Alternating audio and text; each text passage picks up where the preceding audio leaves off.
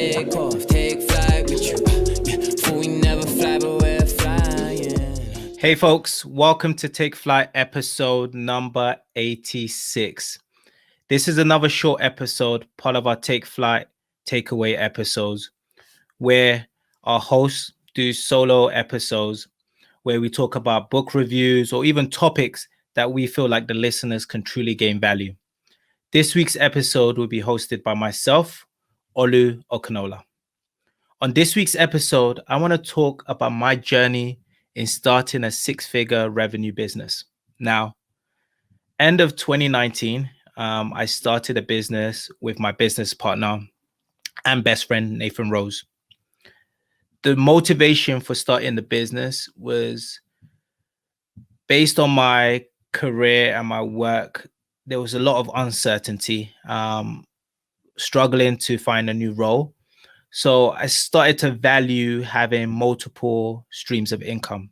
So I said this was the time to truly focus on starting a business. So my business partner and I started a property management company where we manage properties for landlords and split them into a room by room basis and make income revenue through the margin from what we pay the landlords versus what we receive from the tenants.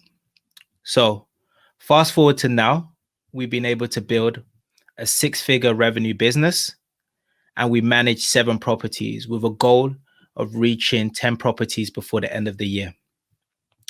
So what were some of the lessons I learned during the process? The first one, ironically, is teams win championships. So Shual did a really good takeaway episode number 84, where he talks about the importance of building a team.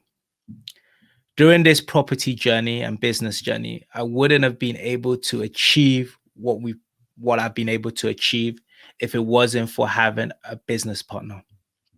We both complement each other. My strengths and his strengths allow us to create, maintain, and grow a successful business. The second lesson learned was you need startup capital. I think a lot of times we see online where it says you don't need any money to get started. I'm calling BS. Now, yes, you're going to need some sort of capital. Now, that can vary from 1K to £100 to even £1 million. Now, it varies based on the business and industry that you're going to. But if you truly want to grow your business, you need capital. If that's to purchase inventory, if that's to renovate a property, whatever industry or business you're going into, you're going to need capital. So before going into the business, either find family or friends who are willing to lend you that money, or start saving so that you can use your savings towards your dream and your business. In regards to our business, we've invested up to 30K to date, where we have used that money to grow and continue growing. The next lesson learned is pay yourself last and your business first. Now, a lot of times when we talk about financial freedom, we say pay yourself first. So pay yourself, put that into savings, investing, whatever you do, pay yourself first, then you pay your bills, etc.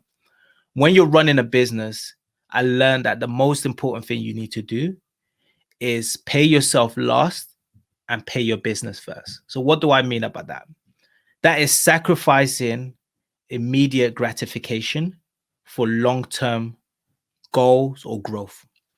So we've started this business 2 years ago, and I haven't paid myself a penny.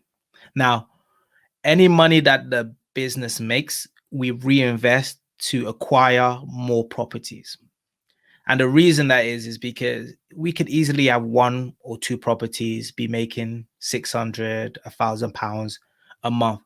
But if we want to get to a place where we can either retire or truly be financially free, at the early stages of our business, we've truly got to invest in it. So that is why any money that a business generates or any money that I save at this particular stage, I'm investing back in the business to a point where we're acquiring more properties. We're going to, in the future, employ people so that we can make this business automative.